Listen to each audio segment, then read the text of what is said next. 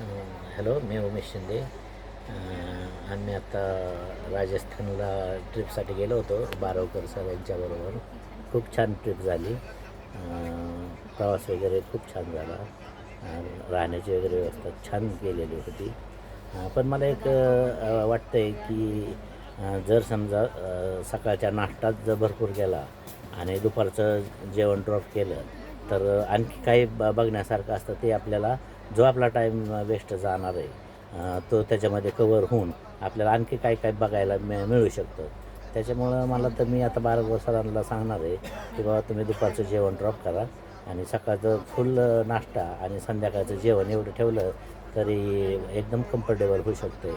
त्याच्यामुळं आपल्याला काय होईल, बाकीचं आणखी काही काही एखादा पॉईंट मिस झालेला आहे तो आपल्याला मिस होणार नाही आणि पाहायला मिळेल आपल्याला.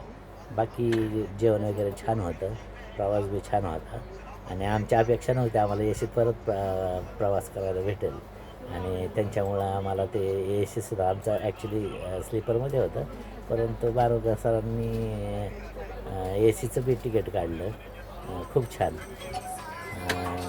बालाजी टूर्सला मी धन्यवाद देतो. धन्यवाद. तुमची सूचना आम्ही नक्की अंमलात आणू. धन्यवाद शिंदे साहेब. थँक्यू.